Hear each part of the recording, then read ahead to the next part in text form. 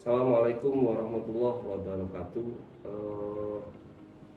Di kali ini di pembelajaran administrasi infrastruktur jaringan kelas 12, saya akan memberikan penjelasan teori atau materi dari bab 5, yaitu load balancing. Dimana di bab 5 ini kita akan belajar tentang apa sih load balancing itu. Load balancing merupakan fitur jaringan penting yang dilakukan oleh beberapa perangkat keras khusus sebagai application delivery control atau disingkat ADC. Perangkat load balancing ini mendistribusikan sejumlah data besar sebagai lalu lintas masuk di antara sekelompok server back-end yang menghosting konten aplikasi yang sama. Dan ini adalah gambaran dari topologi dan jaringan dari load balancing. Ini nanti akan kita perjelas cara membuatnya dengan praktek dengan simulator pada pembelajaran berikut. Load balancing adalah teknik untuk mendistribusikan beban traffic atau lalu lintas pada dua atau lebih jalur koneksi secara seimbang. Artinya apa? Load balancing ini fungsinya salah satunya adalah menstabilkan lalu lintas data yang masuk pada sebuah jaringan. Agar lalu lintas data dapat berjalan secara optimal dan maksimal, itu biasanya metodenya disebut throughput, memperkecil waktu tanggap dan menghindari overload pada salah satu jalur koneksi jaringan. Load balancing digunakan pada sebuah server yang telah memiliki jumlah user yang telah melebihi kapasitas maksimal. Jadi load balancing ini biasanya memang sebuah jaringan yang dibuat untuk menstabilkan traffic lalu lintas data keluar masuk, dan biasanya digunakan pada jaringan yang memiliki kelebihan dari kapasitas. Jadi jumlah usernya itu atau kliennya itu dalam sebuah jaringan itu kapasitasnya itu melebihi yang sudah ditentukan, sehingga kita harus bikin jaringan load balancing. Selanjutnya prinsip dan kerja atau cara kerja load balancing itu biasanya digunakan untuk website atau aplikasi yang berbasis website, dan salah satunya adalah yang pertama, waktu respon. Waktu respon ini sangat diperlukan sebagai salah satu manfaat terbesar adalah untuk meningkatkan kecepatan akses website saat dibuka. Jadi jaringan load balancing ini dibuat untuk mempercepat sebuah user ketika mengakses sebuah website. Yang kedua, redundansi.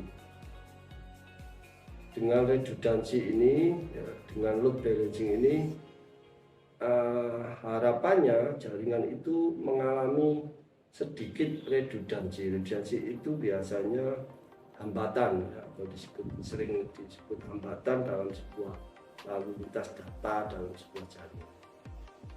Jadi load balancing itu dipasang atau dibuat untuk mengurangi redundansi dalam sebuah jaringan. Itu adalah salah satu cara kerja, dan selanjutnya algoritma dari load balancing. Algoritmanya yang pertama ada yang disebut round robin, yang kedua ada yang disebut rasio, yang ketiga disebut fastest, dan yang keempat disebut last connection. Dan ini adalah sebuah topologi dari algoritma dari load balancing yang akan kita buat nanti. Selanjutnya adalah fitur load balancing. Beberapa fitur yang ada pada load balancer hardware maupun software yaitu sebagai berikut.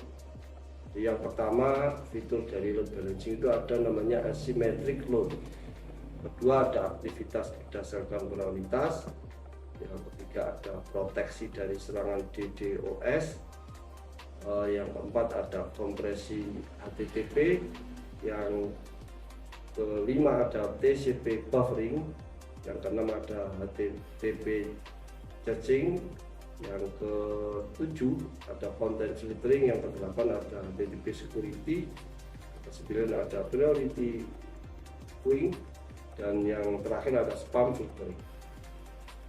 Yang dimaksud rasio asymmetric load yaitu rasio dapat digunakan dengan menentukan koneksi yang menjadi primer dianggap paling baik, backbone-nya dan terbaik dalam path routing-nya. Artinya wilayah dari jaringan itu akan menjadi lebih stabil karena akan diadakan pembagian path routing-nya. Seperti itu salah satu penjelasan dari asymmetric load, dan kita lanjut di tipe load balancing. Dalam dunia load balancing ada dua pilihan untuk dipertimbangkan ketika kita merancang solusi load balancing. Pilihan solusinya adalah pertama, menggunakan software load balancing atau hardware load. Setiap pilihan memiliki persyaratan, kelebihan dan kelemahannya sendiri, jadi tergantung kebutuhan kita, keinginan kita pakai load balancing yang dari hardware maupun yang dari software. Yang paling penting, kalau jaringan itu kita pasang load balancing, maka traffic atau lalu lintas data pada sebuah jaringan itu akan lebih stabil. Dari tipenya, load balancing dapat dibedakan menjadi dua tipe sebagai berikut. Pertama, ada software load balancing, yang kedua ada hardware load balancing. Yang selanjutnya ada proxy, ketersediaan proxy di hub proxy atau DHA proxy. Gambarannya sebagai berikut dari gambar hub proxy itu. Hub proxy itu kepanjangan dari high availability proxy. Ini difungsikan di banyak lingkungan perguruan tinggi atau profil tinggi, ya, maksudnya digunakan banyak di lingkungan profil tinggi seperti di GitHub, Ingun, Instagram dan Twitter. Jadi di dalam sebuah aplikasi Instagram, Twitter, Ingun gitu, itu juga menerapkan proxy yang dibangun dengan jaringan yang dibangun dengan load balancing. Untuk apa? Untuk menstabilkan traffic data pada jaringan dan aplikasi Instagram dan Twitter, sehingga mereka lebih akan mudah diakses. Jadi ketika mau mengakses itu tidak berat karena di dalam sistemnya sudah dipasang load balancing atau proxy. Proxy-nya sudah dipasang dalam sistem aplikasi itu. Jika ketika kita mau buka aplikasi Instagram, Twitter, itu akan cepat muncul atau cepat di-download. Konfigurasi load balancing. Nah, ini konfigurasinya untuk dari load balancing yang dari web server itu kita menggunakan web server dengan inisialisasi server seperti itu. Ini IP yang akan kita pakai dalam pembelajaran praktek, dimana untuk membangun sebuah load balancing. Ini adalah caranya atau cara mengkonfigurasi dari load balancing sendiri. Selanjutnya load balancing untuk koneksi internet. Nah, ini di dalam penjelasan ini load balancing koneksi internet yang akan dibahas adalah menggunakan mikrotik. Nah, jadi kita nanti akan praktek dengan mikrotik RB, dan gambarannya seperti ini topologinya. Jadi ada router server A, router server B, ada load balancing ya, switch ya. Jadi nanti akan kita coba di pembelajaran prakteknya. Selanjutnya adalah permasalahan yang biasanya timbul pada load balancing.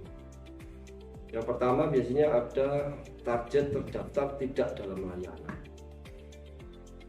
Pertama biasanya karena verifikasi atau pendeteksian identifikasinya itu mengalami kegagalan dalam pengecekan traffic data itu.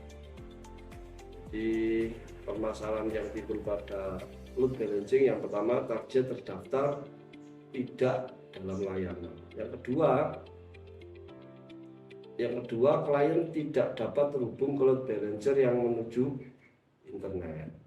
Ini adalah salah satu kelemahan atau permasalahan yang sering timbul pada load balancing. Yang ketiga, load balancer sering mengalami permintaan ke target yang tidak sehat. Jadi kadang load balancing itu harus benar-benar dikonfigurasi secara benar sehingga nanti tidak sampai menimbulkan permintaan target yang tidak sehat. Artinya tidak sehat itu bagaimana ya, jaringan ini akan mengalami sebuah target yang tidak sesuai dengan yang kita konfigurasi dalam membangun load balancer pada sebuah jaringan.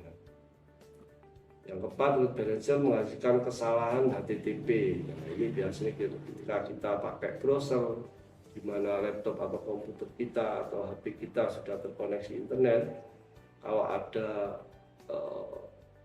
sebuah notifikasi atau perintah, misalnya keluar HTTP 400, itu berarti menandakan bahwa kita ketika mengakses website itu dalam posisi permintaannya buruk.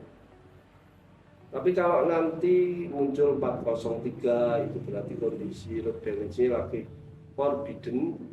Kalau kita muncul 460, ini load balancer menerima permintaan dari klien, tetapi klien menutup sambungan dengan load balancing sebelum periode waktu habis atau waktu tidak aktif berlalu.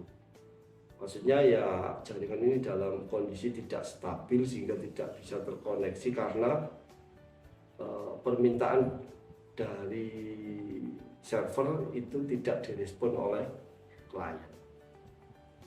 Yang selanjutnya ada HTTP 463, itu menandakan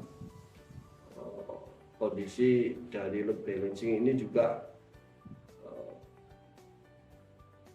mengalami sebuah permasalahan untuk mengakses dari data yang dari server ke klien.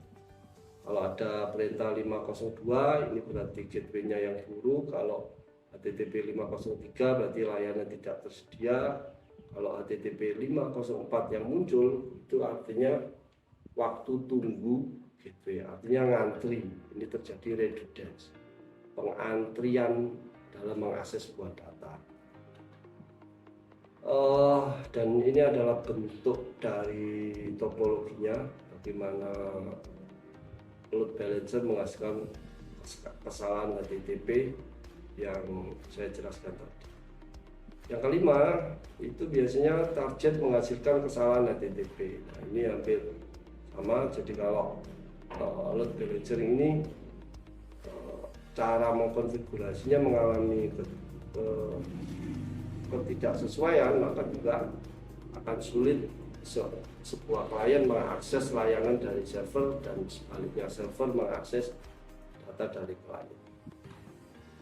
Jadi demikian penjelasan materi dari load balancing di pembelajaran administrasi infrastruktur jaringan, yang pada kesimpulannya load balancing itu sangat diperlukan dalam membangun sebuah jaringan untuk menstabilkan traffic data yang masuk dan yang keluar, sehingga tidak terjadi overload atau kelamaan dalam mengakses sebuah website yang digunakan atau data yang disediakan untuk melayani klien atau data yang di klien diakses oleh server. Jadi load balancing itu untuk menstabilkan kecepatan aksesnya.